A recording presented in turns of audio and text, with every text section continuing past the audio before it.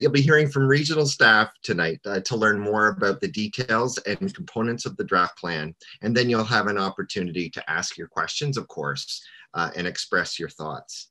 And now I'm going to introduce you to my colleague, Nadia, who you may have already heard from as you were walking through the door, who will lead us in a land acknowledgement and then take us through some of the details about what to expect and how to make the most out of tonight's information and discussion period. And with that, Nadia, take it away. Thank you so much, Sean. Hello, everyone. Again, Nadia Galati. I'm a strategist and engagement specialist. I run an engagement research and planning studio called Process. And together with Sean, we're supporting the York Region official plan review team with the final stage of the public consultation taking place this winter for the projects. We really appreciate and want to thank each of you for taking time out of your day to participate in this meeting. We've been looking forward to sharing more about the project and gathering your feedback this evening. And as Sean said, to begin, we want to start with a land acknowledgement. Land acknowledgements are often said in shared physical spaces, yet today we are gathering virtually, but we are all each still on land. So it is really important to acknowledge the land.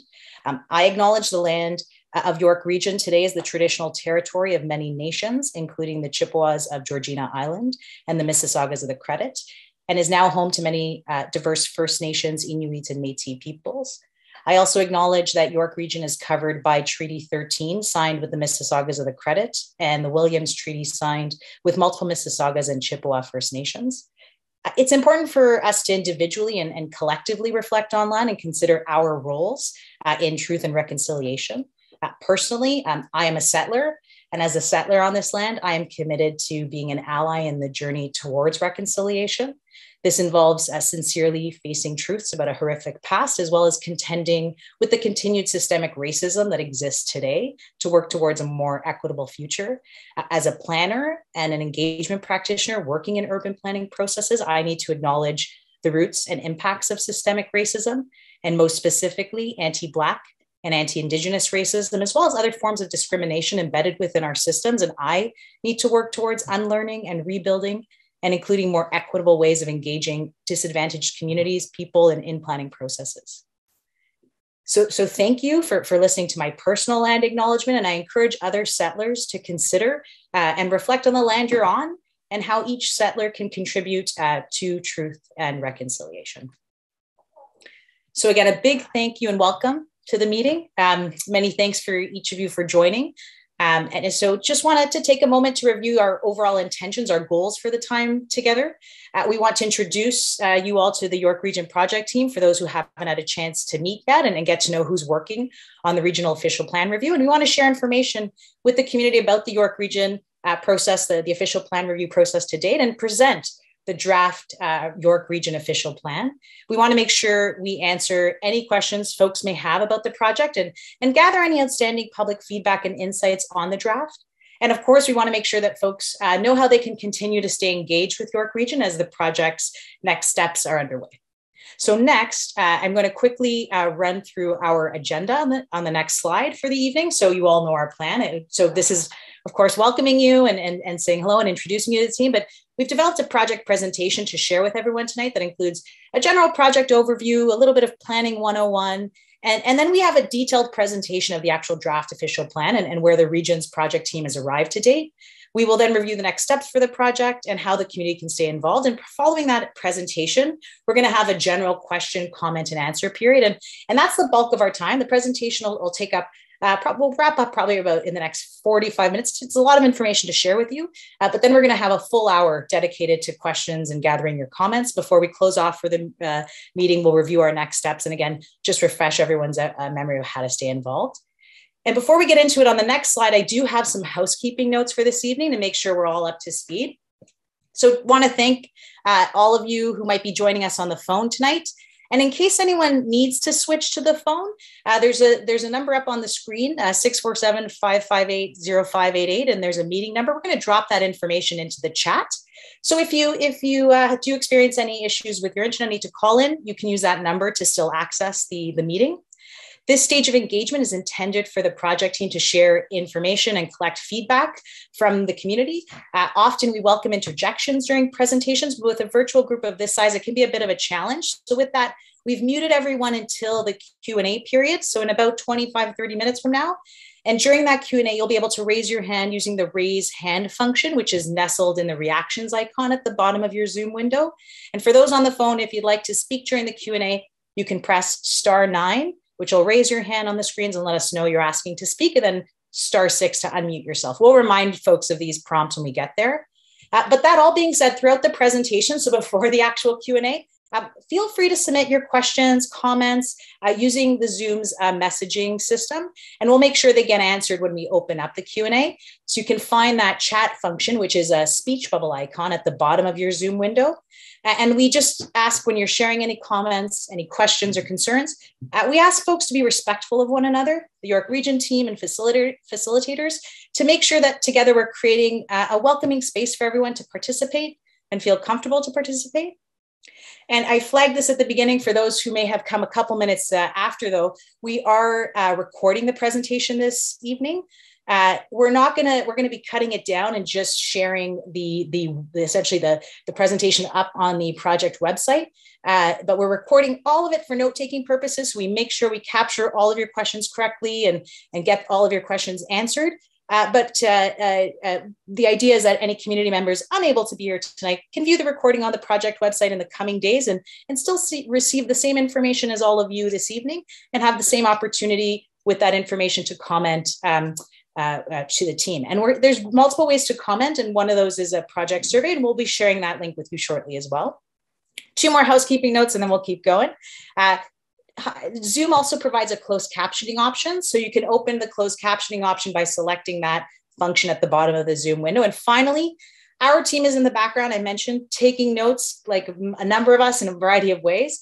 And the idea is we're compiling a summary of this meeting.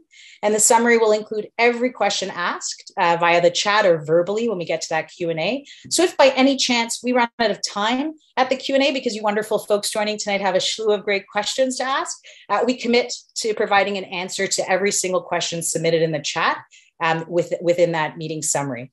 So the meeting summary document will be circulated to everyone who signed up for this meeting tonight, and it'll also be posted up on the project website.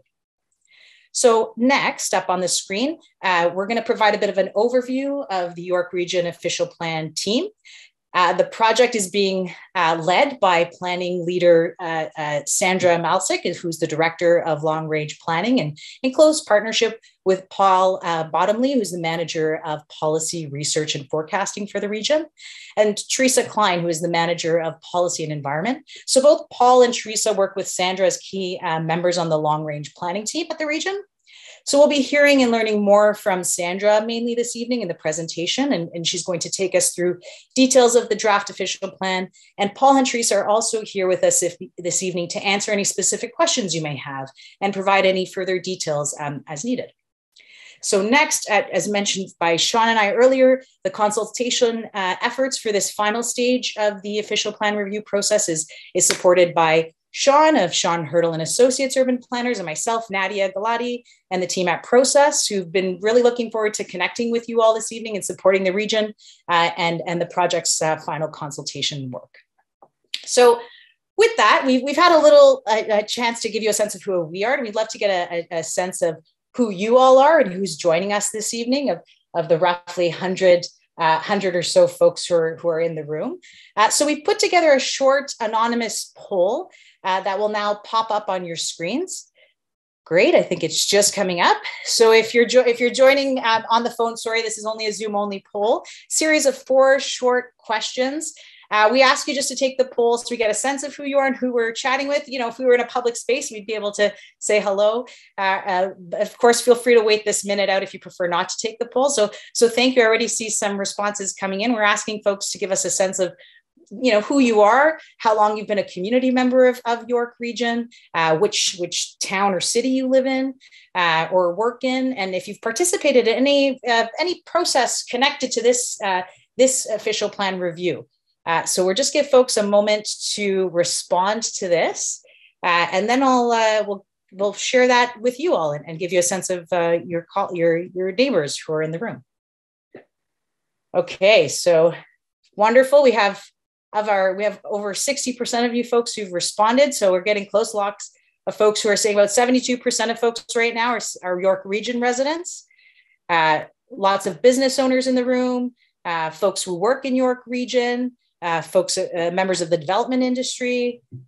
We've got long-term community members. Over 40% of you have been here for over 20 years so far, and with the second upcoming is over 10 years, so long-term residents and invested community members. With respect to what municipalities are represented, 30% roughly from Markham so far, about 20% from Richmond Hill, Newmarket, Vaughan, 20%. But representation from all municipalities. So many thanks. And this is great. With respect to who's here, about half of you, this is your first time, and half of you've participated in another portion of the process. So really appreciate everybody participating and being here this evening, and from all those different walks, all very important to this process. So many thanks. So with that, I'd like to just pass off the presentation back to Sean, who's going to provide us all with a bit of a planning context and explain why York Region is actually updating the official plan to begin with. So Sean, welcome back. Virtual floor is yours. Hello, everyone. I'll do my best not to be in professor mode. I am very fortunate to be able to teach planning as well as being a planning practitioner, and to also be here with you today. So thank you. If we can have the next slide, please.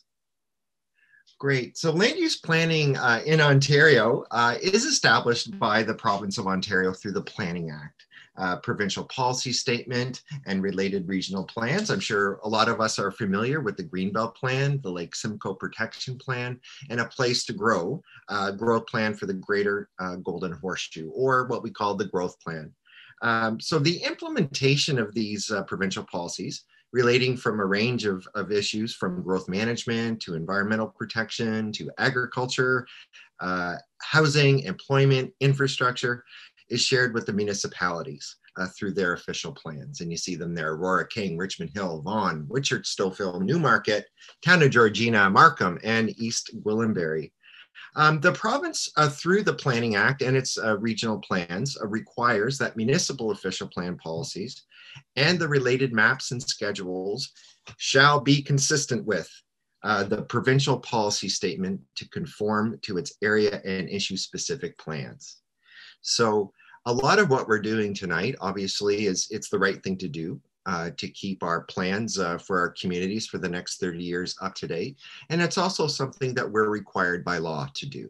So there's a combination of just good housekeeping and also following a legislative process today. So the regional official plan was last updated in 2010. It's amazing how that feels so recent and yet so far away. I remember the movie 2010 and thought it was so futuristic, but it was over 11 years ago. And since that time, many provincial plans, including population and employment forecasts, have been revised. And as you can all appreciate, we're growing very fast, not just within York Region, but the entire Greater Golden Horseshoe.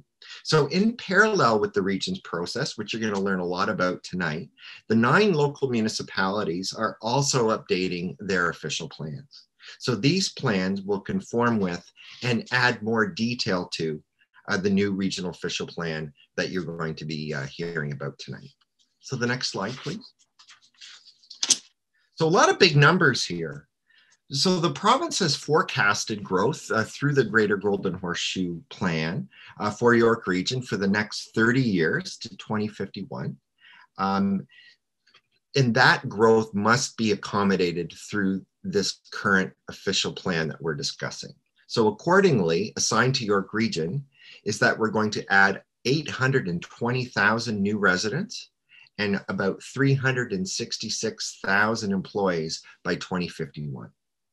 So through the regional official plan process, this additional growth is distributed across the 9 area municipalities, and that distribution and other planning considerations will be explained in quite a bit of detail by regional staff who you'll hear from in a few moments. Next slide, please.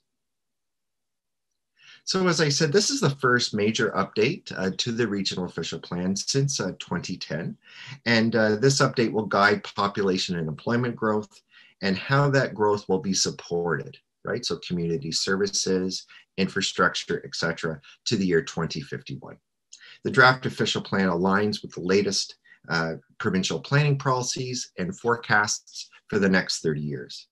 So therefore, there are several regional official plan directions that like the 2051 growth plan targets and protecting for intensification around major transit station areas, for example, that cannot be changed, right? This is a legislated process brought down from the province.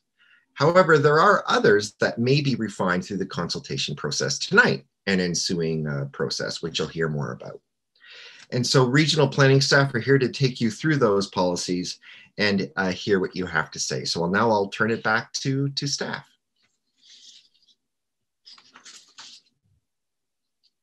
Thanks very much. Good afternoon, everybody. Again, I am very pleased with the cross-section of people that we have participating in the call, as Nadia has summarized. And thanks very much, Sean and Nadia, for a great start to our session. So for those that may have joined us after the introductions, my name is Sandra Malsick, and I'm the Director of Long Range Planning. It's my team that has been developing the official plan over the last couple of years. So thanks again for being here. We do have a lot to cover, so I do appreciate your patience. We do want to ensure that you have a fulsome picture of the process and the content of the plan to facilitate commenting. And this is not the start of the process. Rather, proactive engagement and thorough engagement has been integral to its development. It has been developed with input from all those noted on the screen. We've used a variety of online and in-person methods, such as public information sessions, targeted stakeholder engagement. We've used surveys, e-newsletters, videos, as well as online interactive tools, all of which have reached a broad audience on topic-specific feedback. Over the course of that consultation, we've engaged with over 13,000 people, received 4,000 comments, over 4,000 comments, and hosted over 60 site-specific landowner meetings. We have brought 25 policy direction reports to council, a number of which the public has engaged in, and we appreciate that input. So over the next few slides, I'll provide a bit more detail on what we've heard from each of these groups. I'll start with what we've heard from the public. Throughout the process, we continue to hear strong support from the public for complete communities, being those that allow people to work, play, and meet their needs close to where they live. As such, a good variety of housing options, including affordable options, is essential, as has been noted by the public and summarized in bullets 2 and 3. As can be expected, we've heard a great deal from the public on where and how we grow, particularly urban expansion. So there is a desire to balance growth through existing areas, through intensification and centers and corridors and some of our other built up areas, balancing that with new community areas where new greenfield developments will occur. Where and how we grow is integral to address concerns expressed regarding climate change and agriculture and natural heritage protection. We've also heard concerns from residents over new highways proposed in the region. So we recognize that sensitivity, and it is a provincial initiative. So that is an example of something that's a bit out of the hands of the region. And we do hear, people's concerns in that regard. We continue to work with our Indigenous communities, recognizing their integral role in the history of York Region as we plan for the future. In addition to providing a land acknowledgement, it's important to recognize rights, perspectives, their knowledge and way of life, and their role in protecting and celebrating land, air, and water. Local municipalities are a key stakeholder as they have official plans that are required, as Sean has mentioned, to align with the region's official plan. It's also local municipalities that work so closely with our development industry that actually realize our ambitions and build the communities for our future residents and workers. Due to the amount projected for the region, local municipalities also want to ensure that they can accommodate growth in a coordinated way and ensure that factors such as infrastructure and strong community services are addressed. So there has been a significant discussion about developing policies that provide sufficient direction, but that also provide for local municipal discretion and flexibility. As previously mentioned, we have met with individual landowners to discuss their aspirations for their properties and how the plan affects them. Also, balancing comments from the agricultural community with the development community can be a challenge. The development industry wants to ensure that we designate significant land to accommodate growth in a way that will meet market demand. And on the flip side, we want to ensure that we protect a healthy agricultural system and minimize loss of productive lands, ensuring ongoing food security for current and future residents. So I'll move now into describing what you'll find within the draft official plan and what's resulted from this extensive consultation process. This slide outlines how we've structured the plan using 7 chapters as well as maps and appendices. Chapters of the draft plan have been reconfigured, resulting in a more integrated and streamlined set of policies. They're also intended to reflect the regional structure by starting with the foundation of complete communities, supported by a robust and sustainable natural system. Chapter 4 then goes into more specific direction on how urban and urbanizing areas should grow.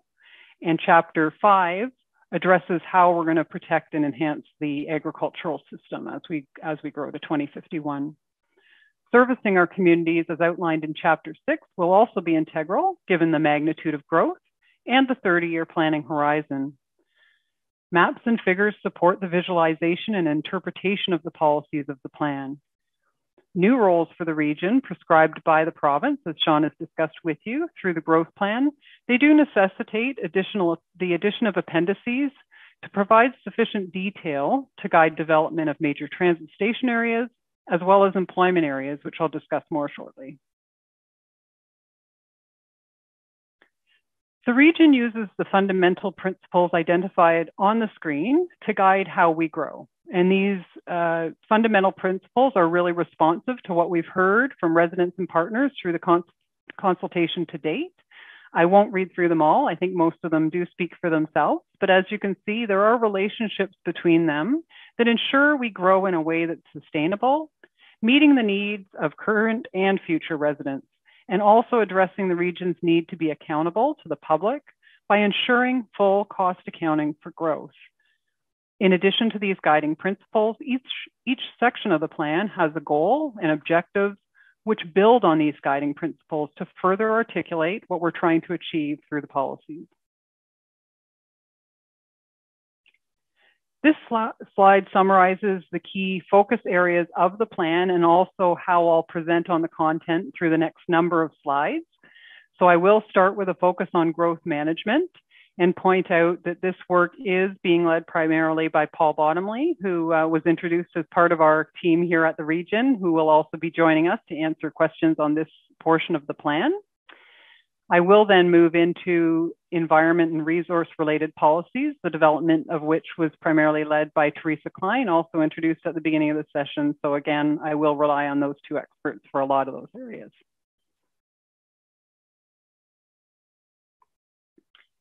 So there's a lot of numbers on this slide. I don't expect anybody to digest them all, but we did think that there would be interest in participants in seeing the growth forecasted for your specific local municipality. So that's what's shared on the screen, both population growth as well as employment growth. And as previously mentioned, it is the province that prescribes the amount of growth that the region has to plan for, being 2.02 million residents by 2051. And 990,000 jobs. But it is the region's job to allocate this growth to the local municipalities while achieving minimum targets that are set out in the growth plan. The forecast results outlined on the screen meet provincial targets in the direction that we're required to address by the province.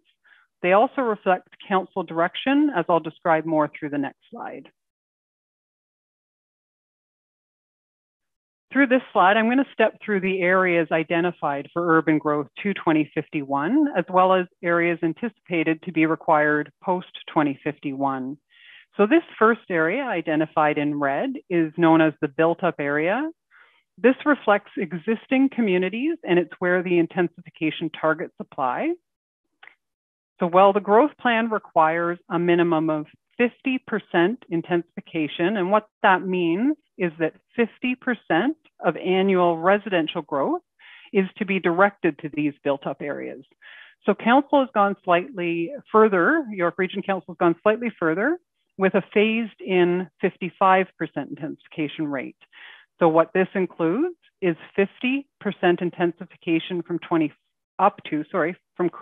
to 2041, and then phasing into a higher 55% intensification rate for the final 10 years from 2041 to 2051. The next area that I've just turned on there is known as the Designated Greenfield Area, or DGA. I'll try to avoid acronyms to the extent I remember. It's identified in lighter pink. These areas are either recently developed or are planned to be developed over the next 30 years. So the growth plan requires that we build out these areas at a minimum of 50 residents and jobs per hectare, but council again has chosen to plan for higher. So they've directed staff to plan for 60 people and jobs per hectare across this light pink area, or the DGA area.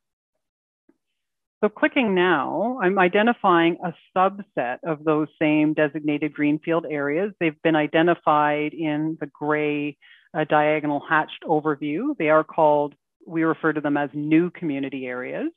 So these are the areas that are not currently designated urban in the existing official plan, but are proposed to be urban going forward to accommodate our growth to 2051. The draft policies require a minimum density of 65 people and jobs per hectare on these new community lands, with a reminder again that the growth plan minimum is 50. Finally, we are proposing to identify the remaining white belt lands within York Region as future urban area. And the intent here is to signal the ultimate future of these lands for urban growth post-2051. You may notice also two areas in green overlay in the town of Whitchurch Stouffville, and I'm just going to point to them now. So the first being these lands north of the community of Stouffville in the vicinity of Bethesda Road, as well as some lands fronting onto Highway 404, just south of the existing hamlet of Gormley. So these areas are within the Oak Ridges Marine Conservation Plan, and they are protected countryside at this time. And council's direction does include identifying urban growth on these two parcels. They do require a modification from a provincial minister prior to us being able to do so. So as part of this direction from council, they have requested that the minister amend the Oak Ridges Marine Conservation Plan and the regulation to provide for this urban development.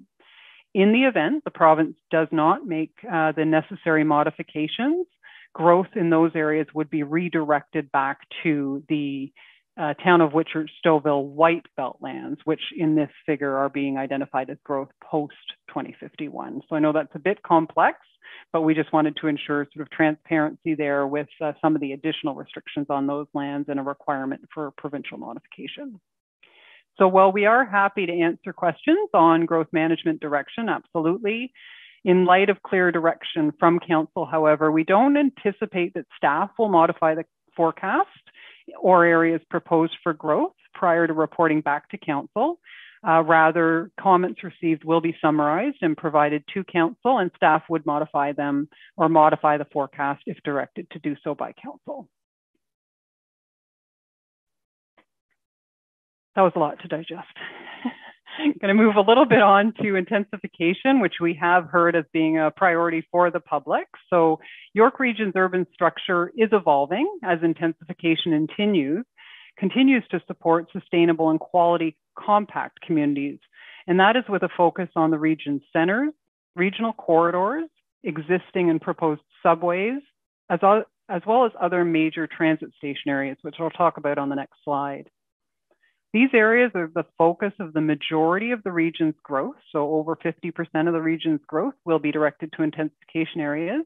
And they deliver diverse and compatible mix of land uses, including residential and employment uses to support vibrant neighborhoods. Intensification in these areas maximizes efficiencies in infrastructure delivery, human services, as well as transit ridership. These strategic locations are based on an intensification hierarchy, and that's what we're trying to articulate here on the slide with the arrows, that recognizes that the highest densities and scale of development will occur in regional centers and around subway stations, followed by major transit station areas and sections of regional corridors between major transit station areas. It's important to maintain this intensification hierarchy as it has informed water, wastewater, and rapid transit infrastructure investments. These are the preferred locations for major offices, hubs of commerce, business, and entertainment activities, and are expected to become vibrant, pedestrian-oriented urban centers. Major transit station areas are the newest component to the region's intensification hierarchy, with the region now required to identify their boundaries as well as set density targets within our official plan, and we have done so through Appendix 2 to the draft. Major transit station areas are planned and designed to support existing and planned infrastructure and to accommodate a range and mix of land uses, housing types, employment, active transportation, amenities, and activities. Regional corridors are the primary location for major transit station areas and connect the regional transportation corridors to enhance mobility of people and goods to and from, as well as within the region.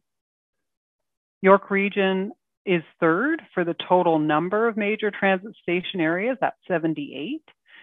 Toronto has over 180. As we'd expect, and Peel has the second most at just over 90. The magnitude of growth contemplated for these areas is significant and understandably concerning to some residents, but it is really important to remember that they will take time to build out, so not all of this development is planned to occur within the 2051 planning horizon. Their protection for significant population and job growth is essential, as they will support transit ridership and our transit systems and provide alternative mobility options for residents and workers, taking pressure off the road network. They contain lands generally within 500 to 800 meters of a higher order transit station or stop, which represents about a 10 to 15 minute walk. The last couple of slides have focused on areas of intensification, but it's these together with our areas of greenfield development or the designated greenfield area, including new community areas, that will collectively provide a variety of options for our residents to live. Collectively, all of our communities are intended to be complete with the attributes noted on the screen. Residents should have the opportunity to live, work, learn, and play with a focus on pedestrians. Communities should be modern, compact, diverse, and inclusive, offering housing choice, as well as services and amenities in a variety of built forms, including mixed uses. All communities should be designed to support the transit anticipated to serve them. Housing has been one of the most talked about areas throughout our consultation process to date, with affordability challenges being the focus. In that regard, the region has declared a housing crisis and has established a housing affordability task force to continue to explore ways to address this challenging issue. New components of the official plan include a proposed purpose-built rental target of 1,000 new residential units per year, which has been distributed across the local municipalities based on their shares of population growth to 2051. We've also updated the plan to reflect the provincial requirement for a 10 to 15-year supply of land for housing. And the regional official plan targets of 35% of new housing in centers and corridors and 25% of new housing outside of these areas to be affordable has been maintained through the draft. but we recognize that more work needs to be done to achieve them. So we also know that policy alone and the regional loan are not sufficient to address this challenge. It's for this reason that we've also included a policy commitment to further housing implementation efforts.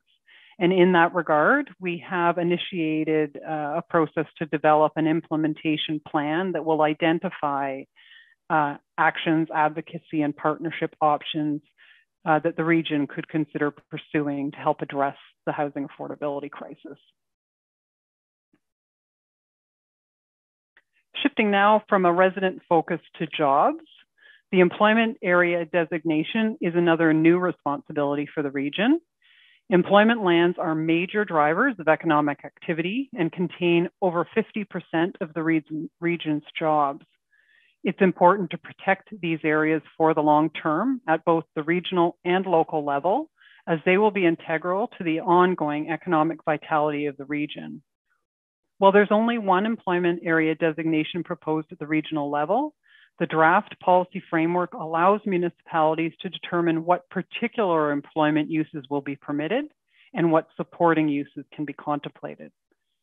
To ensure adequate protection of the most strategic lands from incompatible uses, the draft policy framework proposes that local municipalities group their employment areas, of which they may have many, into two broad categories.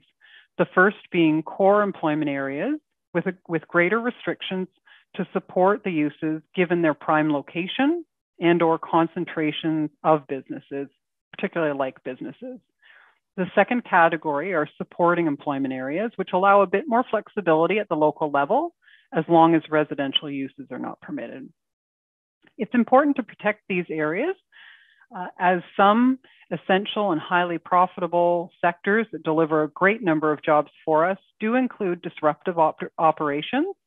They may be noisy, create emissions, and or operate 24 hours a day. So while not being integrated with residential uses, it is important that there are many employment areas across the region so that residents have these job opportunities close to home. These lands play a significant role in the region's economy, primarily accommodating industrial, warehouse, logistics, goods and service producing business uses. And it's expected that the range of employment uses will continue to diversify, including more knowledge-based industries. While some have questioned the amount of employment lands required, given the changing nature of employment uses, including increased work from home, we're all here in a virtual environment tonight, and those work from home practices have been accelerated because of the pandemic. We also know that automation is changing the nature of employment lands, but it's also important to remember that there are other trends that are actually increasing demand, like warehousing and logistics. So these lands need to continue to be protected for this essential economic development, not only to 2051, but beyond. Finally, given, and particularly given the magnitude of growth, how we phase growth to provide critical infrastructure and services will be key. The region continues to be committed to investing in bus rapid transit as well as subways, as these are key economic drivers which will take pressure off the road network. To ensure accountability and transparency, there are new policies on how growth should be phased in order to ensure that critical infrastructure can be delivered in a financially sustainable way, while also ensuring that residents coming into the region are supported by accessible and responsive human services. Equally important and integral to managing growth is the need to protect our environment and the resources of the region. So that'll be the focus of my next group of slides.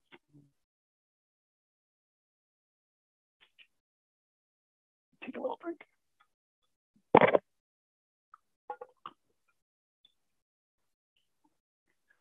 So the agricultural system is an important part of the fabric of York Region, supporting vibrant agricultural community and contributing to the economy, quality of life, and ensuring the production of and access to local food.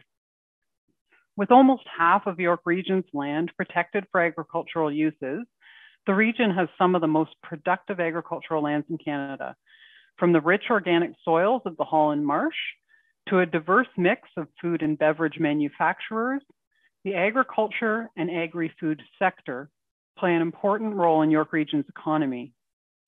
The diverse landscape makes the region attractive to citizens and businesses. Through the agricultural mapping and policies of the draft official plan, we're looking to protect and support the viability of the agricultural system and the agri-food sector.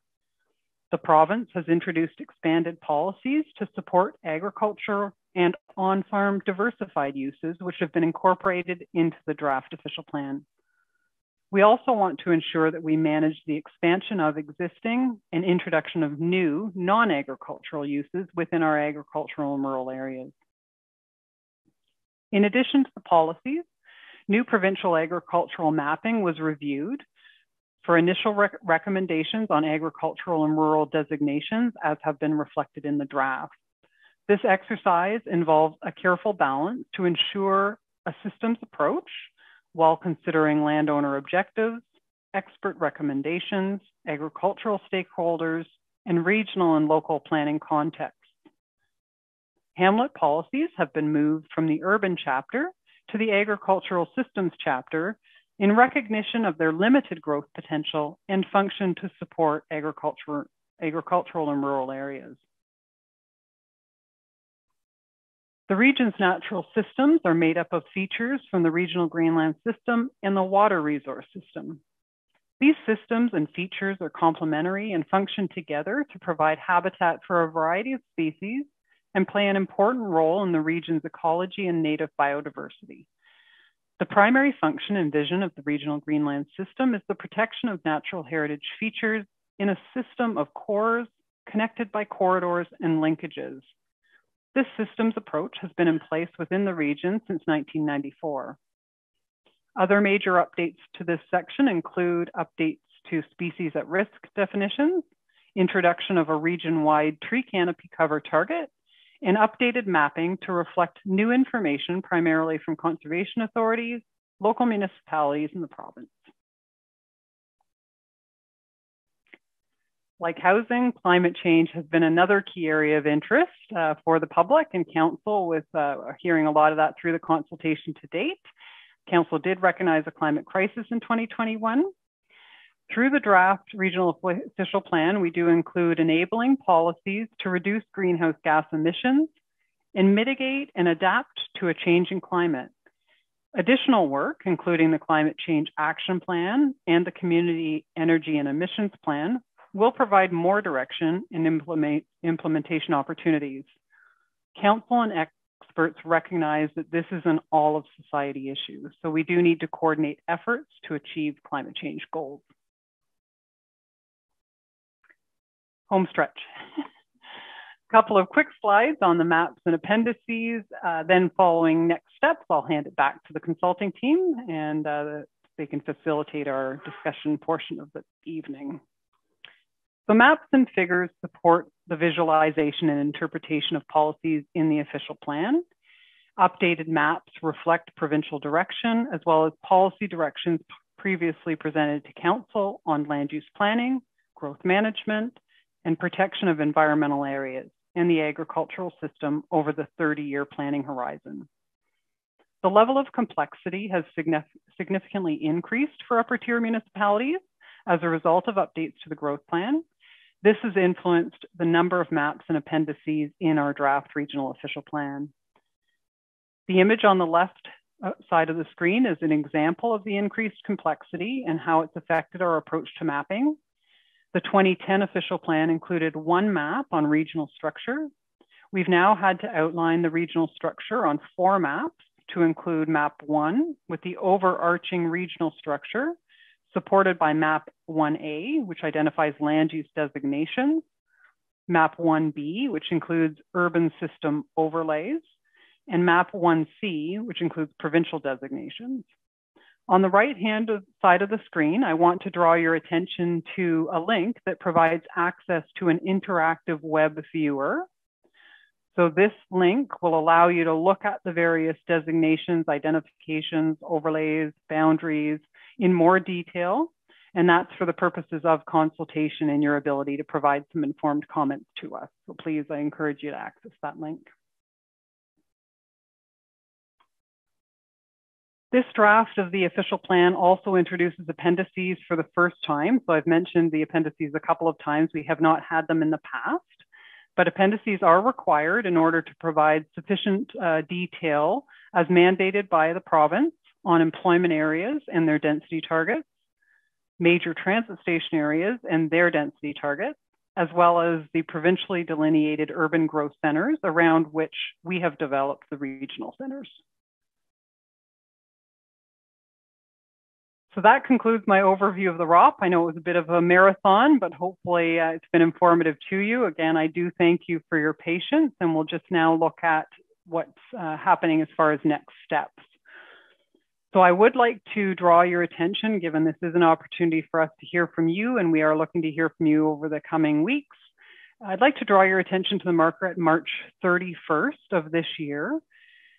So in order to assist staff and council in making informed decisions on the comments received, we are requesting that they be submitted by March 31st.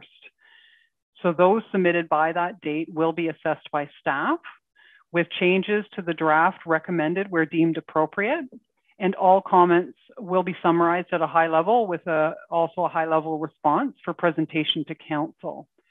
So while the Planning Act permits the submission of comments up to and including the day council adopts an updated official plan, those comments coming in after March 31st may not benefit from comprehensive assessment by staff nor a recommendation. In those instances, council may have to make a decision without the benefit of comprehensive assessment. So that's the rationale for that date. The statutory public meeting also falls within that window, and it provides an opportunity to address council with any outstanding concerns.